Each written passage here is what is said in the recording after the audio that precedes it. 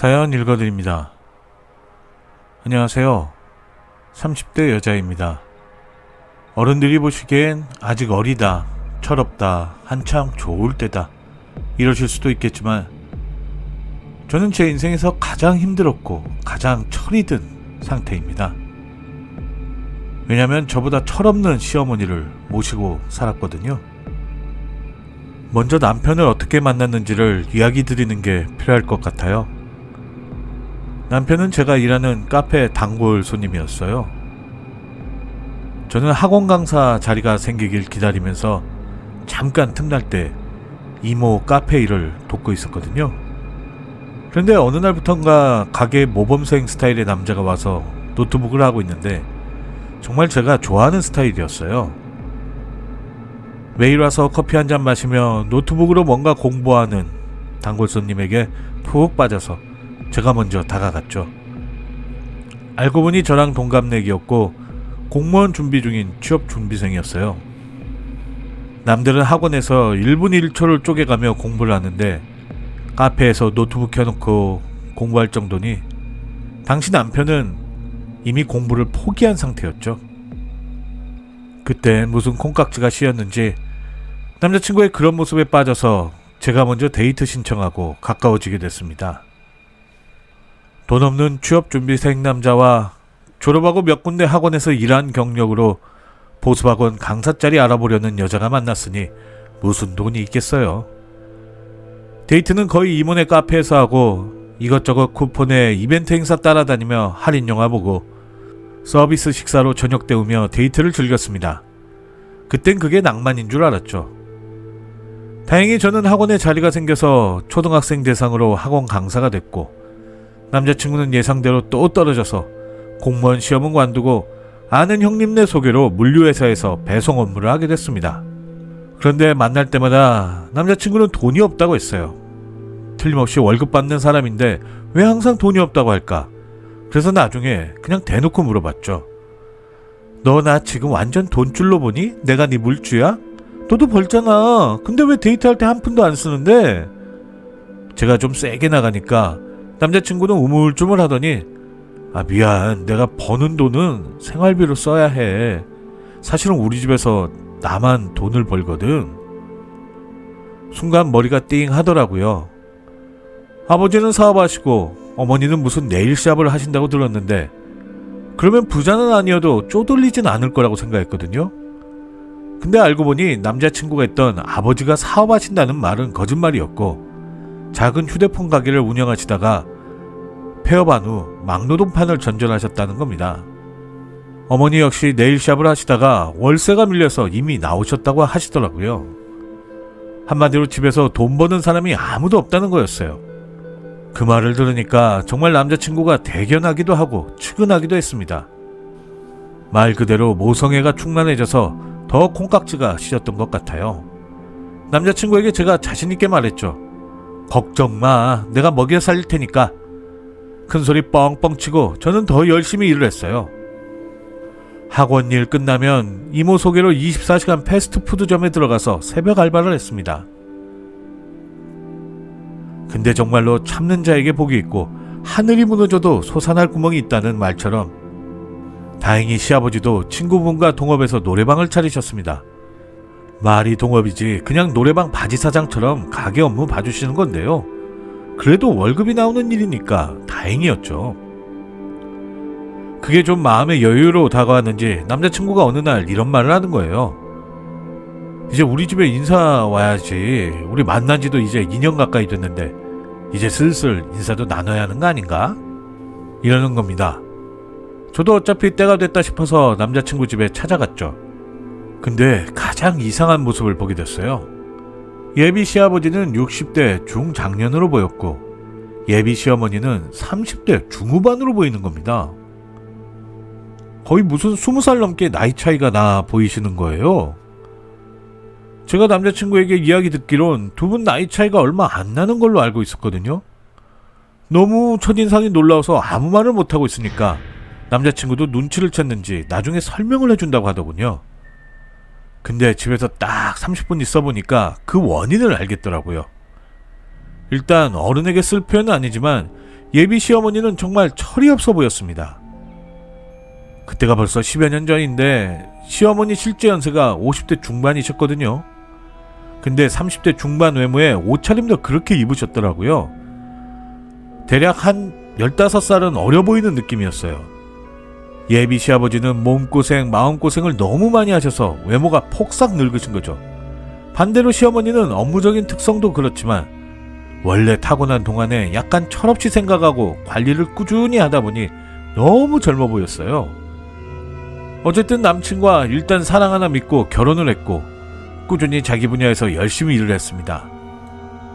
그렇게 시간이 흘러 저는 아이를 임신하고 나서 학원을 관두고 전업주부가 됐죠.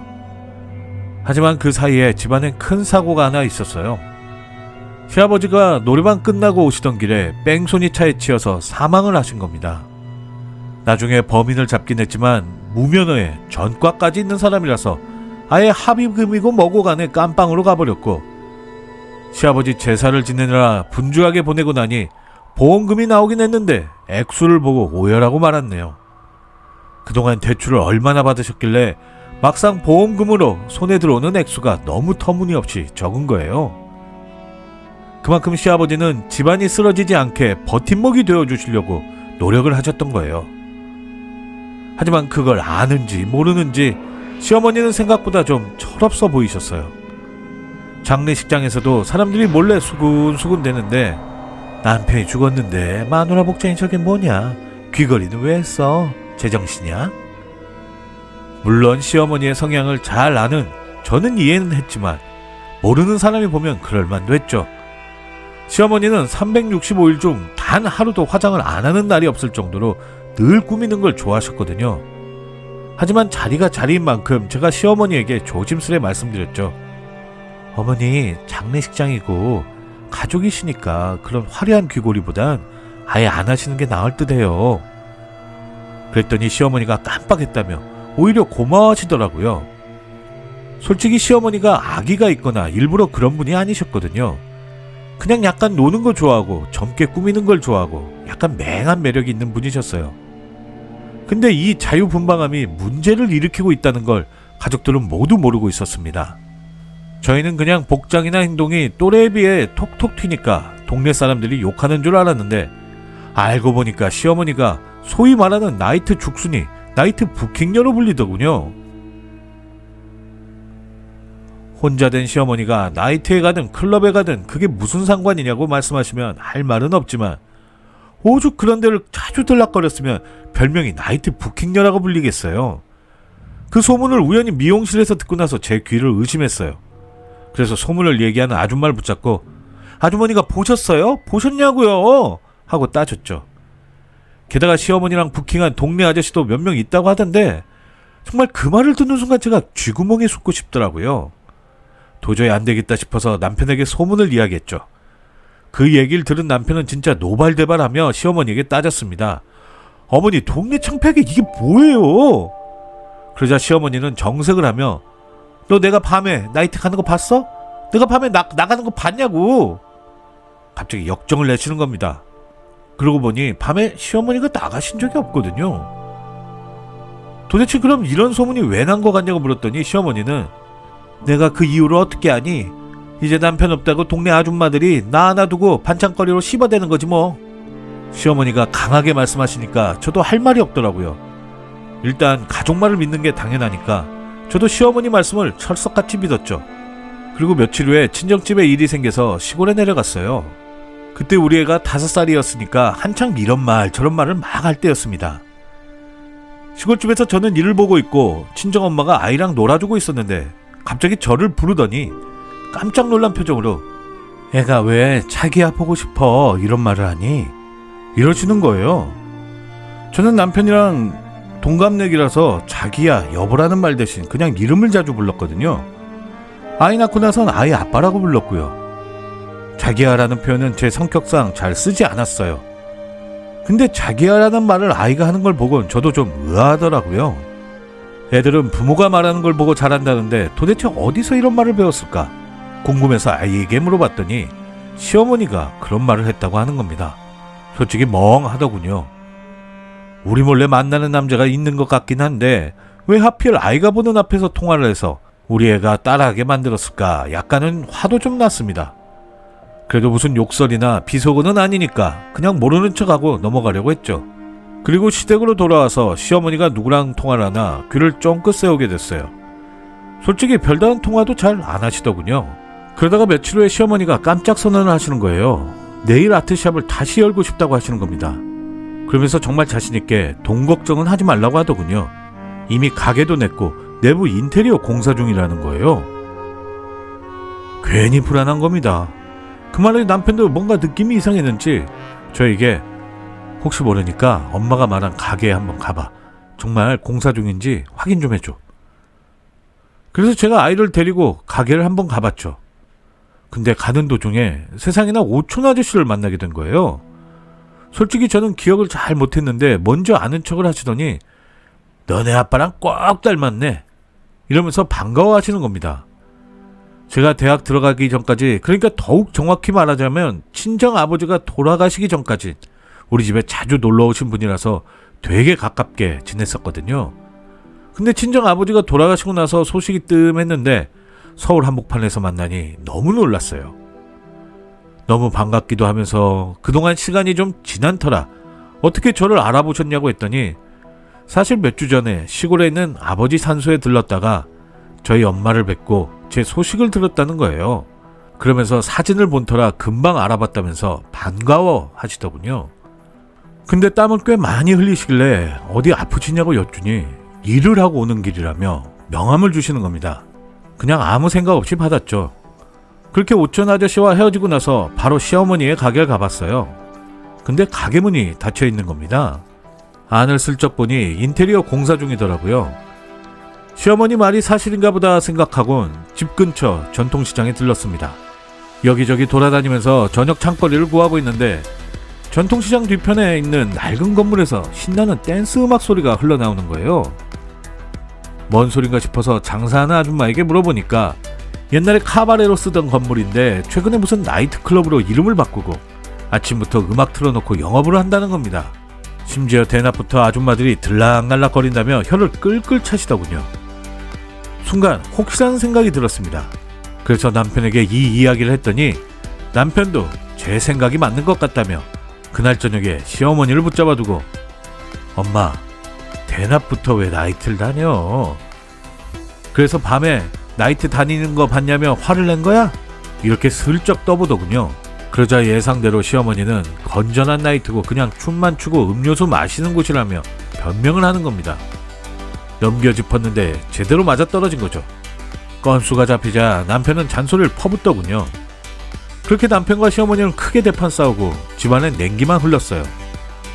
비록 시어머니가 젊게 살고 노는 걸 좋아해서 푼수 같아 보일 때도 있지만 그 특유의 수다스러움 때문에 집안이 늘 시끌벅적했었는데 시어머니가 갑자기 말씀도 안 하시고 활동을 안 하시니까 집이 조용한 겁니다. 그리고 시어머니는 가게 안 나간다며 낮엔 집에만 계시더군요. 굳이 이렇게까지 하시니까 죄송하기도 했지만 남편은 남편대로 화가 단단히 나 있고 시어머니도 괜히 자식 얼굴에 먹칠하는 것 같으니까 다시는 동네 사람들한테 흠 안 잡히겠다며 아예 바깥 출입을 안 하셨습니다. 아이는 할머니랑 같이 있는 게 좋다며 신나 있고요. 그나마 다행이었죠. 그래서 아이를 잠시 시어머니에게 맡기고 저는 구청에서 창업 교육을 받게 됐습니다. 그날도 교육을 받고 있는데 시어머니에게 전화가 왔어요. 세상에나 교통사고가 났다고 하시더군요. 이게 무슨 일인가 싶어서 부랴부랴 달려가 보니 다행히 큰 사고는 아니고 시어머니가 다른 차와 접촉사고를 냈더군요. 솔직히 저도 잘 모르는 일인지라 보험사를 부랴부랴 부르고 시어머니에게 자초지종을 물었더니 아니 마침에도 유치원에서 올 시간이라 급하게 오다가 사고가 났네. 아유 미안하다. 살다 보면 그럴 수도 있는 거니까 다친 데만 없으면 다행이라 생각하고 보험사 오기만 기다리고 있는데 마침 오촌 아저씨가 오시더니 아유 무슨 일이야? 이러시더군요. 그래서 저도 모르게 어떻게 알고 오셨어요? 이렇게 인사를 드리려는데 오촌 아저씨가 저를 보고 너도 있었네 이러는 겁니다. 한마디로 말해 저를 보고 온 게 아니라 시어머니를 보고 오신 거였어요. 이게 무슨 조화인가 싶어서 어리둥절해 있으니까 오촌 아저씨는 아이, 둘이 어떻게 아는 사이야? 오히려 묻더군요. 시어머니도 당황해서 우리 사이가 어떻게 된 거냐고 묻길래 저는 오촌 아저씨라고 설명을 드렸죠. 그랬더니 시어머니 얼굴이 파랗게 변하는 거예요. 사고 났을 때도 멀쩡하던 시어머니가 그 말 한마디에 얼굴이 싹 변하는데 저도 당혹스럽더라고요. 그래서 오히려 제가 반대로 물었죠. 두 분은 어떻게 아는 사이예요? 그랬더니 시어머니는 가게 단골 손님으로 알게 됐다고 말도 안 되는 변명을 늘어놓는 겁니다. 60다 된 남자가 네일아트 단골 손님이라니 이게 말이나 됩니까? 워낙 당황하시길래 그냥 넘어가려고 했습니다. 늙음하게 제2의 사랑을 나눈다는데 뭐라고 하겠습니까? 근데 진짜로 저를 열받게 만든 사건은 나중에 벌어졌습니다. 그날 저는 거실에서 빨래를 개고 있는데 그때 안방에서 유튜브를 보던 아이가 화면을 보여주면서 엄마 이게 뭐야? 이러는 거예요. 화면을 보니까 예능 프로에서 레슬링을 하며 장난을 치고 있더군요. 누가 봐도 이리 구르고 저리 구르고 하는 모습이었습니다. 그래서 레슬링이야. 근데 왜? 그랬더니 갑자기 아이가 이거 저번에 안방에서 할머니랑 웬 할아버지랑 레슬링 하는 거 봤는데 이러는 거예요. 갑자기 눈이 뒤집히더군요. 아이 눈에는 그 모습이 레슬링으로 보였었나 봅니다. 그래서 이걸 언제 봤냐고 하니까 며칠 전에 유치원 끝나고 작은 방에서 자다가 깨서 안방을 봤는데 할머니가 웬 할아버지랑 레슬링을 하고 있었다고 하더군요. 그 말에 화가 너무 나서 안방으로 쳐들어갔죠. 마침 시어머니가 쿨쿨 자고 있길래 저는 시어머니 뺨을 후려치고 말았네요. 저도 완전히 이성을 잃은 거죠. 얼굴에 맞은 시어머니는 왜 이러냐며 소리를 버럭버럭 지르는데 저야말로 소리를 더 쳤어요. 어머니, 하필이면 그런 짓을 안방에서 해요? 사태 파악이 된 시어머니는 변명을 하더군요. 아니, 아이가 자고 있길래. 자고 있어도 그렇죠.